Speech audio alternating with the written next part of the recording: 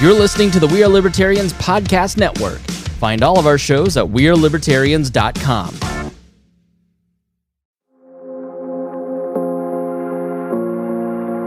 For those of you listeners who know my background a bit, you might remember the stories of my first few jobs after college.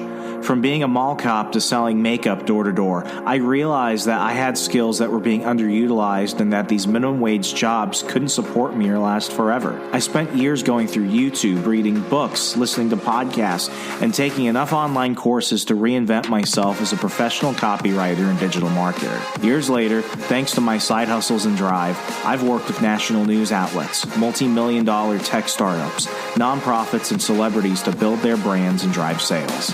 None of this could have happened if I didn't develop in-demand skills. I had to do this alone, but you don't have to. You have Hustlers University 2.0. Hustlers University 2.0 is a community where you can learn real skills to earn money online today, starting with side hustles you can use to elevate your game. I'm not just an advocate for Hustlers University, I'm also a student. Every professor is verified to be making $10K to $500K monthly in their selected field. You get full resources, lesson plans, and an active community of thousands of other Hustlers University students working on skills such as stock analysis, cryptocurrencies, e-commerce, copywriting, which was my favorite course, one I actually went ahead and took last month. And as a copywriter of 7 years, I even took a ton out of that, including some of the resources I was able to take over to my day job. You also learn freelancing, financial planning, affiliate marketing, business management, and so much more. If you're tired of depending on a boss who hates you to deliver your paycheck, or have learned since the lockdowns that controlling the source of your income is vital to your individual freedom, sign up for Hustlers University 2.0 today using the link in the show notes. I'll see you there.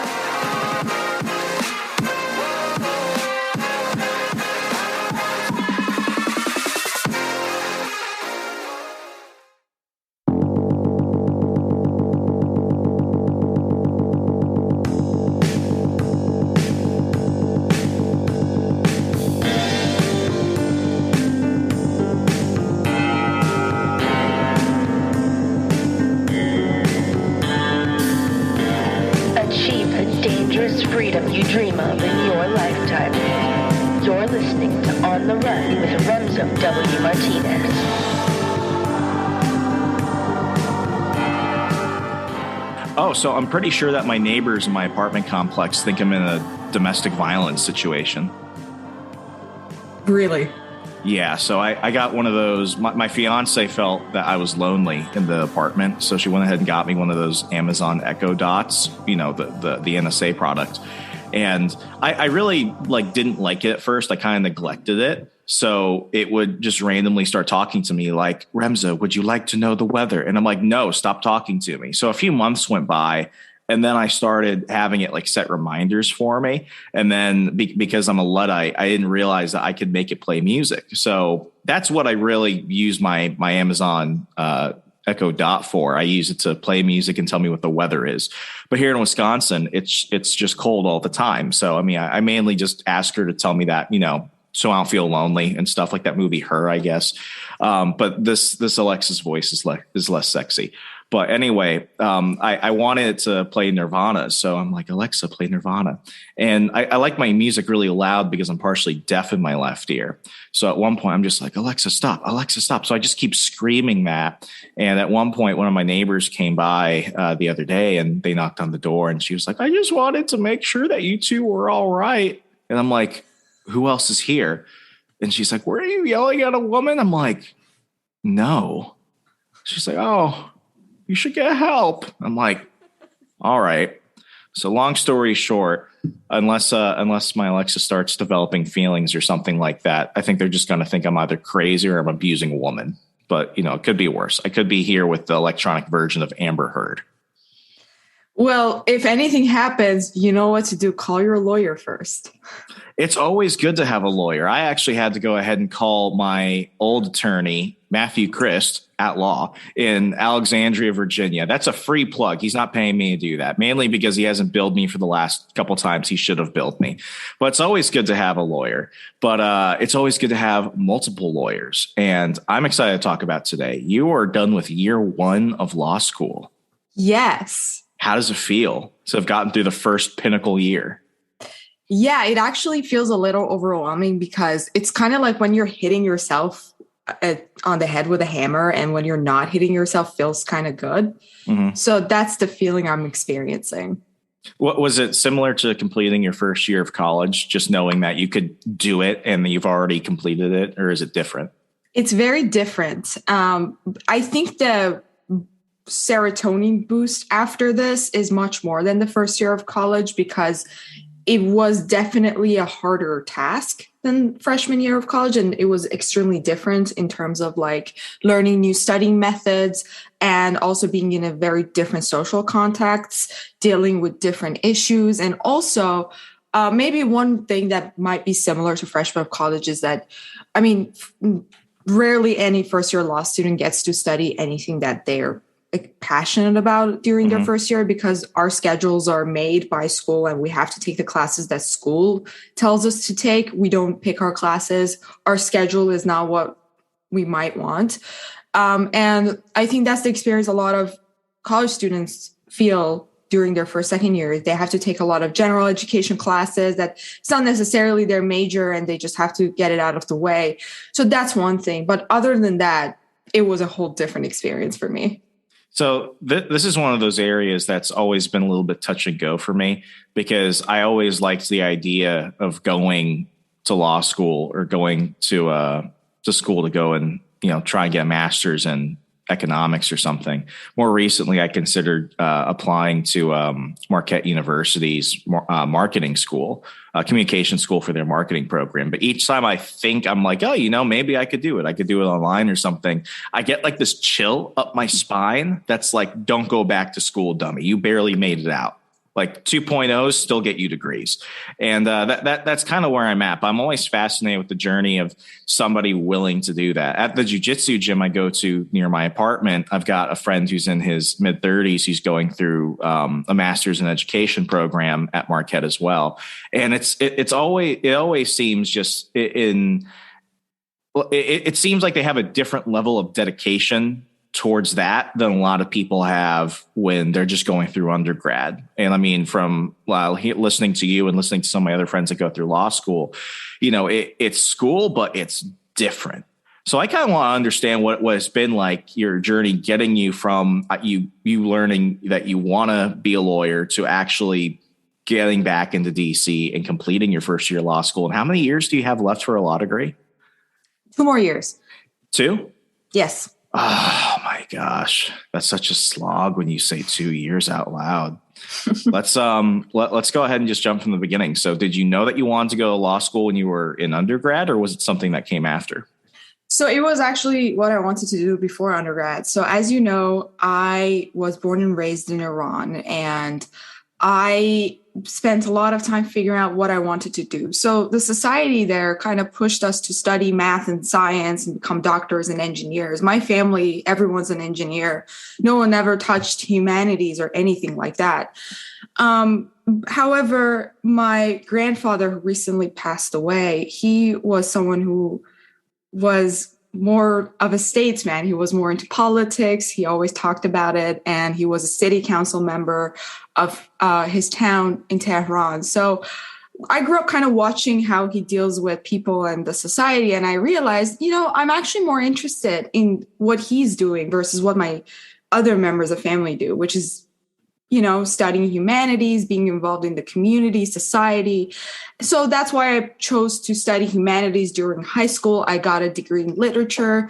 But however, because we're talking about Iran, as a woman, even if you get a law degree, there's not much you can do. You can't become a judge. You can't really become a politician. I got accepted to a law school there. And however, I decided to move to the United States so I can pursue my dreams to become a lawyer here, because frankly, I couldn't do it in my home country. So when I moved here, all my goal from day one was to pursue that. So I went and got my degree in political science from UCLA. And my goal the entire time was to set myself up to go to law school. And when I graduated in 2020, COVID happened, and it was awful for many reasons for all of us. The only upside it had for me was that I sat down and studied for my LSAT, and I worked on my applications for law school for 6 months because there's nothing else I would have done. I mean, that's a pretty good time to start working on that. Exactly. It was perfect opportunity because, everyone was out of jobs. Government was giving us stimmies, and I just got out of school. So there was not like too much pressure on me that, I gotta like immediately jump on something. So I took like 3 to 6 months or something to study for my LSAT, get my applications out of the way. And then as soon as I did that, I started working full time for Young Voices, and I got amazing experiences throughout the application cycle till I got my results. And I actually got accepted to George Washington University. It was my first acceptance letter. And I was really excited because I always wanted to go to GW. It was one of my top choices. And they had the program that I really liked. So I think that's another thing to maybe transition into our conversation more. People who are interested in studying law, I think you got to remember the why that you want to go to law school and what's your goal, what you want to do. And kind of keep that in your mind because that's what keeps you going the whole time. And even for people who are extremely passionate about their why, that fizzles out a lot because of the environment and the stress that a lot of students are under. And that's something you should not be taken lightly. I'm sure you've heard it from a lot of people going through law school, talking about how stressful it is, how toxic it is. I think at the end of the day, it won't make sense to most people unless they actually go through it. It seems like a very different subculture. Like with many things, you have to be in it to really understand it. And for people like me who are kind of witnessing it from the outside, I don't really have much of anything to compare it to. Absolutely. And every school is different. I've heard a lot of horror stories from Georgetown University and some other places. I personally found George Washington University's environment very collegial and way more like it's not as toxic as most places. And I would say in terms of tolerance of different ideologies, I think GW has a very balanced environment compared to many other law schools, including Georgetown. And we've heard a lot of crazy stuff in the past year about stuff that happened on those campuses, and UC Hastings Law School, Georgetown Law School, UC Berkeley, like all those places where they cancel people and all of that. That doesn't happen at GW. Actually, the administration puts effort to prohibit those kinds of things from happening. You hear a lot about that happening more at like the undergrad level. Usually when you get to law school or business school or something like that, I feel like people mostly mature out of their younger, more volatile college ages. No, actually, you would be surprised. And that's one thing I was not expecting when I went to law school is witnessing how a lot of people coming to law school are they haven't really matured in that way. Because the whole point of studying the law is that you have to deal with opposing views that you actually don't agree with. And you learn how to become extremely objective and think about issues from both aspects. You're tested on that skill pretty much. And there are a lot of people in law school that cannot really get out of their mindset of just seeing one side and canceling the other side. Especially politically. And conversations that come up in classes are extremely tedious. They're very difficult to have. It's not that stuff that we deal with in undergrad. We're dealing with really dramatic issues politically, emotionally, all those sorts of things. And again, as I said, I found GW, especially my class, extremely collegial.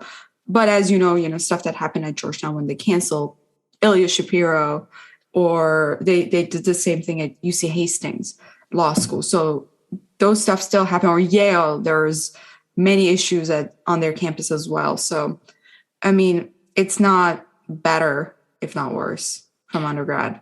When I joined the Army in 2013, my goal was to become an active duty JAG officer. And I thought that way, if I could get the Army to pay for law school, that would be the easiest way for me to get to it. But what I realized was that I kind of went into the Army. I wanted to. I don't want to make it sound like I didn't want to, but it wasn't necessarily like my first choice for a lot of things. Ironically, I wanted to get into advertising and marketing. And I was told by some people that I'm related to that was stupid. Now, this is also coming off a few years after the 2008 financial crisis. It was private sector bad, go get a federal job or something.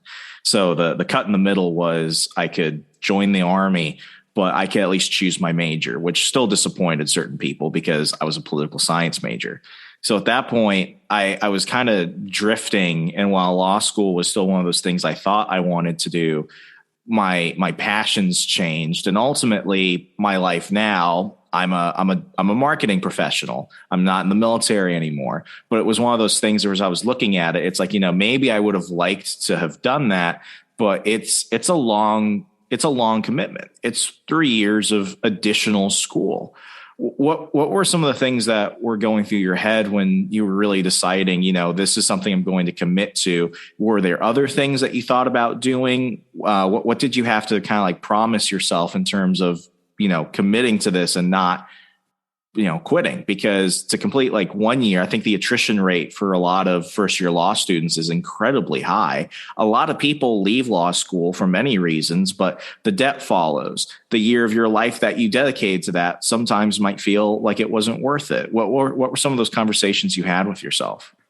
I always had to remember to have these conversations with myself sometimes every day, because law school, it's not only stressful because of the environment, but the way that we're graded is also extremely difficult for many of us who are overachievers and graduated with like 4.0s from undergrad, because we're graded on a curve. 100% of our grade depends on the one test final. It's like a racehorse. You have 3 hours, sometimes like 5 to 8 hours to do an exam, which you cannot do in those time frames because it's extremely loaded. So you always feel like a failure a lot of times, that, oh my God, do I get this? Am I cut for this? Imposter syndrome is everywhere across the board for all of us. So one thing I try to acknowledge is acknowledging the feeling that it exists.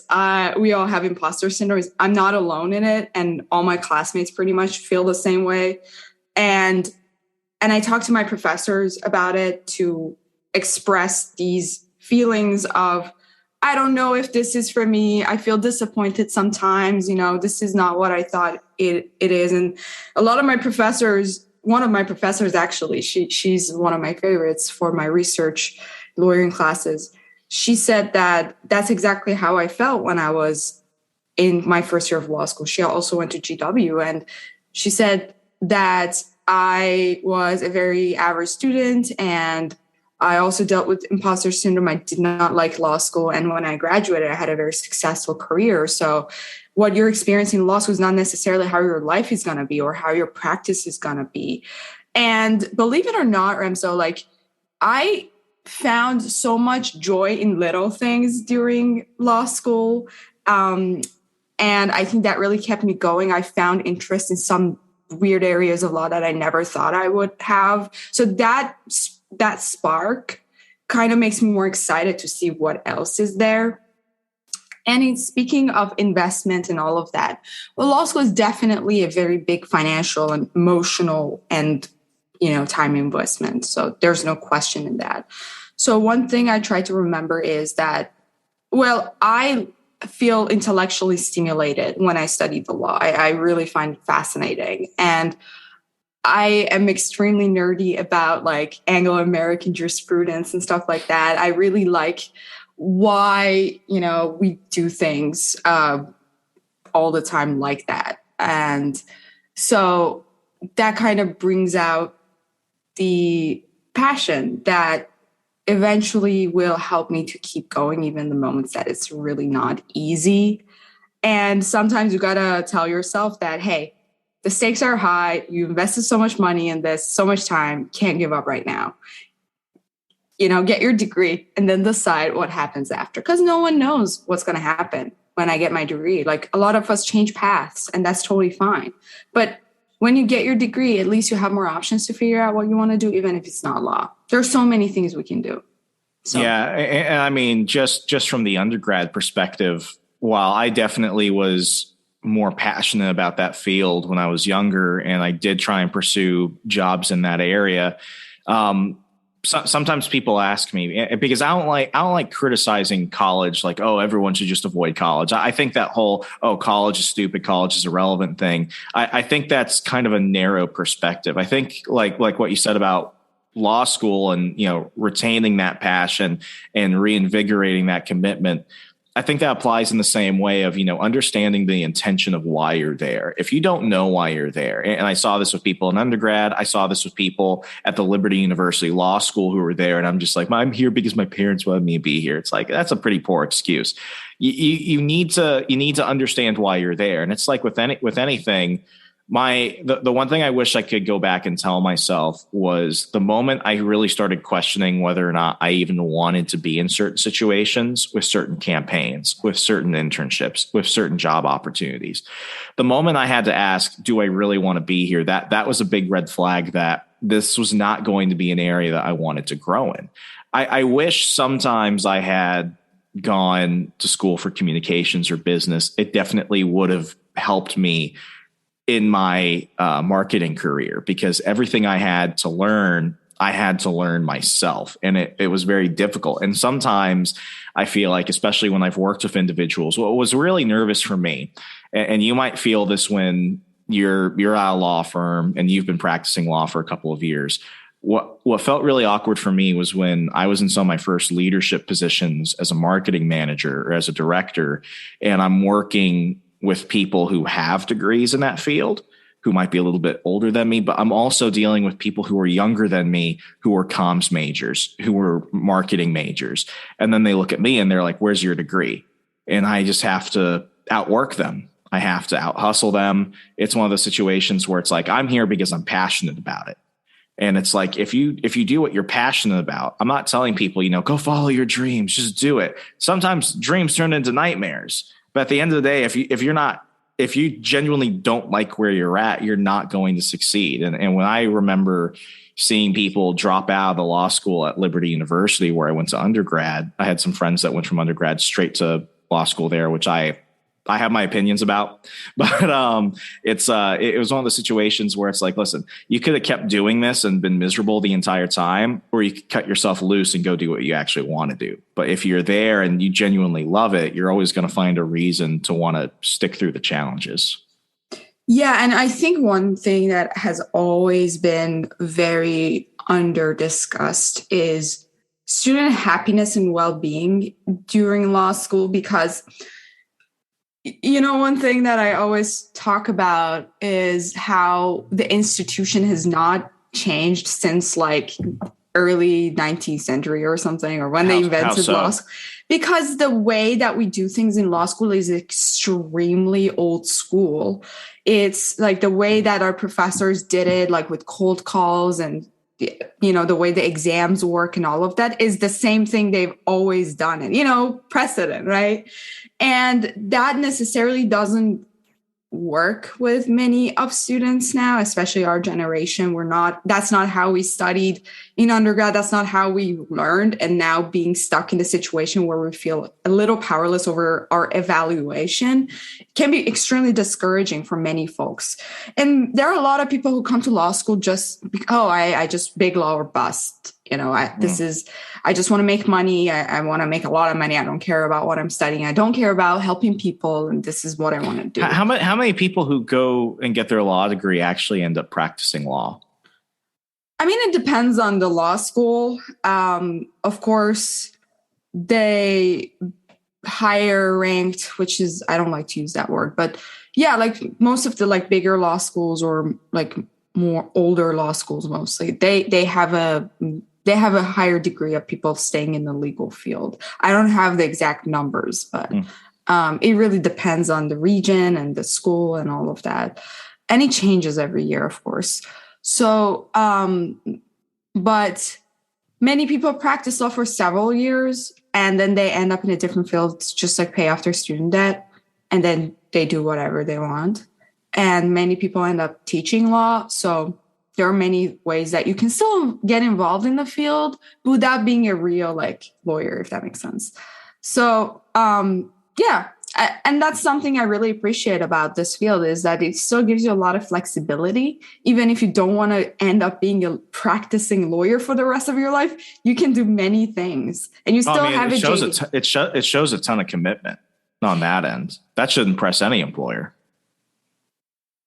Sorry, what do you mean by that? Oh, I mean, if you were committed enough to spend the time and the money to actually go and complete law school, and you end up applying for a job that's not necessarily related to the legal field, I think any employer would be like, damn, this person actually put in the work. This person actually completed something that's, one, incredibly hard, but two, like, a lot of people don't go through to complete it. That should be impressive enough. Yeah. And that's the thing. I mean, not many people even end up in law school. The process itself is very selective and difficult. And I always tell my mentees that you should be really proud of yourself for even going through the process, and you're here now. And many people don't do that for many reasons. And I think that's something to be proud of for many 1Ls that come to law school and they get extremely disoriented because they're like, oh my God, like I'm here and it's not what I thought it would be. It's way harder. I tell them, take a moment and realize that you deserve to be here. You worked hard.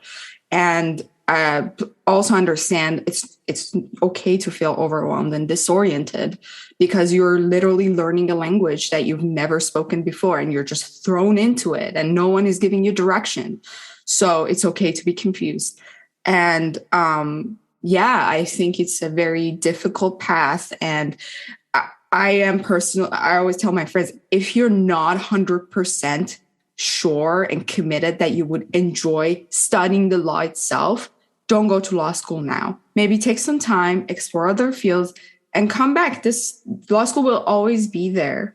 I have classmates who are much older than myself, and I have classmates that are younger than myself. So it's a very diverse community. Not everyone immediately goes to law school after undergrad. They take their time in different fields and they make a decision to come to law school. And actually, I find people who have professional experience way more competent because they know what's out there and they know what is expected in careers in general. So they don't get stuck in the whole like high school toxicity environment of law school. They are more focused and they have their head straight and they focus on the things that actually matters, which is the professional and social aspects of law school versus just like getting grades and being a gunner.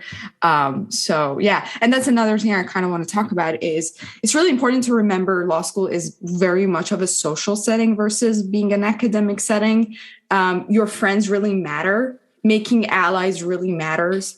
You gotta make those connections. You gotta be there at talking to your professors because those people care more about your personality than your grades. And that's something we don't really see in undergrad or high school. My professors couldn't care less about me. But in law school, they treat you as a colleague, or at least that has been my experience at GW, that my professors really treat me as a colleague versus just a student. They really make time for you individually, and they really want to get to know their students. And I find that experience really amazing. I personally really enjoyed the mentorship that I got from my professors. And that's something that I consider extremely valuable part of the law school experience that no one would get at an undergrad institution unless they go to an extremely small undergrad that has a very like intimate community where they can have access to their professors a lot. I went to a huge public university that professors never cared about undergrads. All they cared about was their PhD students and research.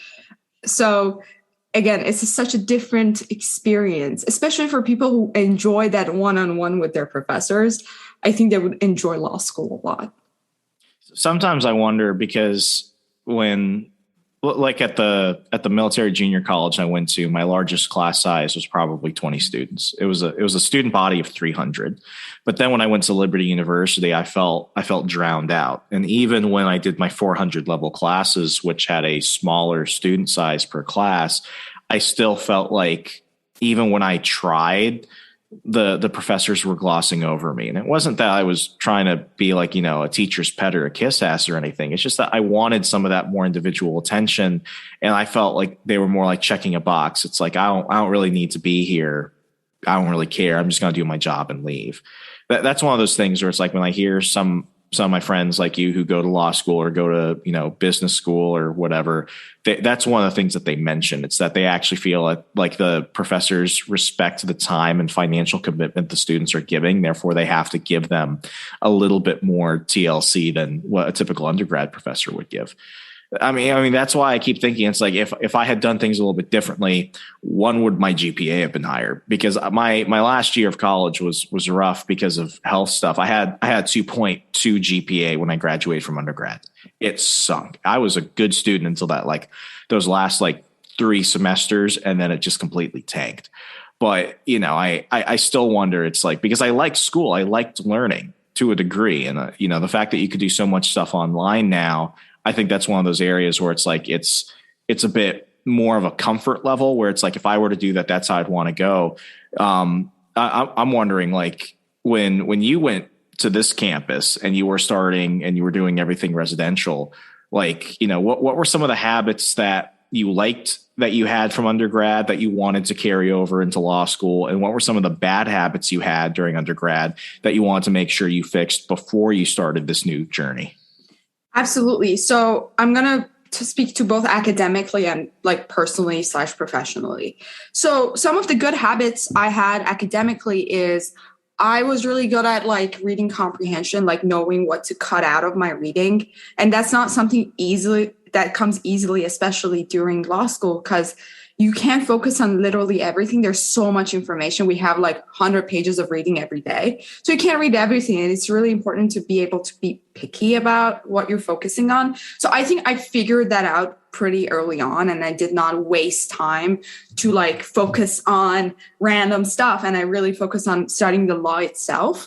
And that's something I personally acquired during undergrad. Second, I was really good at knowing how to outline and make flashcards and all those studying habits over semester. My outlines are extremely different from other students. I make charts and I don't make bullet points. And those charts are very visual, and they became extremely handy to me during exams because our exams are open book. We can have our outlines. Not that it really helps, but I found my outlines extremely helpful to me. And that's just because I have great note-taking skills. However, some of the bad habits that I personally had to get over is be able to say no to things. So during undergrad, we had more time. I felt like I had more flexibility. I could do many things at the same time and still not feel overwhelmed. But in law school, it was very different. I actually didn't really have time for myself. I found myself really overwhelmed by how many opportunities are out there, but I couldn't do all of them. I couldn't say yes. So I had to be very picky and get comfortable with saying no because I frankly couldn't deliver, and that's not good, right? So, and also another thing I had to learn is to kind of, again, break out of my shell and be very open to making new friends. In undergrads, at least in my undergrad, people just didn't talk to each other. Everyone was in their bubble. And my best friends were from my Yale chapter, not from my classes. I would not really be friends with my classmates, although we were in so many sections together. So, but in law school, no, you get to know your classmates, you talk to each other, and you have to make those contacts. So that's also another difference. And also regarding the mentorship and connection with professor, I just want to kind of give you an example of how that played out for me. I lost my grandpa, as I mentioned, last month, and it was extremely difficult for me emotionally during the semester. And one of my professors just asked me to come to her office, and she talked to me about my grief process and how I felt and all of those things. And she let me cry in her office for a few minutes. And and she was really there for me, and I really appreciated that. I felt like talking to my professors about those personal things really helped me to get through my semester. The deans really make time for you. Another dean also spent like 2 hours helping me to process my grief. And sometimes professors would ask students, hey, Tahmineh, hey, Charlie, are you feeling okay? I feel like you're not 100%. Do you want to talk? Do you want to come to my office and talk? And they would really give you advice on not just academics, but your personal issues that, we're all stressed. We all deal with things. Our professors were in our shoes, although most of them were, extremely smart, weird people that graduated top of their class, probably weren't normal, if you know what I mean. But they really tried to be sympathetic. And I really appreciate that. They all are very human. And they are not scared of connecting with students, or they don't hold back from connecting with students emotionally. That must have been something that really helped you not only just get through the semester, but also deal with that process. I lost my grandfather my senior year of college, and I also lost my best friend around the same time, about 3 weeks apart. And when you're going through that in any academic environment, it's impossible to think clearly. It's impossible to prioritize. I think one of the reasons I'm a workaholic, and this distracted me during my academic studies, because I was more fascinated with making money than getting good grades at certain points. But it was like, I fell into work as a way of getting through things. I still kind of do that. As you finish up this first year, what are some things that you're proud of in terms of what you've accomplished in both an academic sense, but also a personal sense? Having to deal with the loss of a family member like that, you become a different person when you're dealing with that, but also having to deal with a lot of other adult responsibilities. You're older now. You have more responsibilities now. You're going through this process where you don't get second tries on stuff. To get through that and get through the other side, you're a different person as a result. Sometimes good, sometimes bad, but you're different. So what were some of those things that, as you look at, wrapping up your first year and everything, what are the things that you're proud of? I'm really proud of the friends I met, and they really helped me through this process. And I also tried my best to also help them. And I really appreciated that collegial relationship I made with some people that do not fit into the law school competition, because when you're in competition with your classmates, you don't want to help them. You kind of want to keep your head straight. And I broke out of that, especially throughout this processing, that, we have to help each other. We have to rely on each other. I don't hold back with helping my friends, because they helped me a lot when I needed them the most. And that's a very big lesson learned, that this is just a game. Like, the real life will happen, and you have to be mature enough to work with your colleagues and not be always in competition with your environment. You have to grow up and think about things that matter. And those human connections really matter in law school.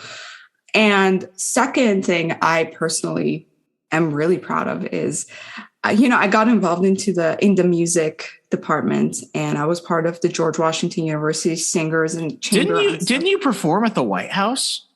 No, not at the White House. Which of the places? Because your Instagram stories where you and your crew are performing, it's like you've had some great concerts. Yeah, we performed at the Corcoran, which is by the White House. That's it. Yeah. Yeah, and we performed at U.S. Naval Academy and Lisner Auditorium, many cool places. So those were the things I'm really proud of, is performing music. And also I got to conduct the choir, and that was a very, I had to take an extra class to learn conducting. I've been studying music since I was a kid, so that was a very big experience. Not people who study conducting during their master's and doctoral program, they get to do that, and I got to do that now, and I found that experience extremely unique and amazing. And personally speaking, when you go on stage, you have to be there. Everything else goes away, and you're in the moment performing, and all that matters is music.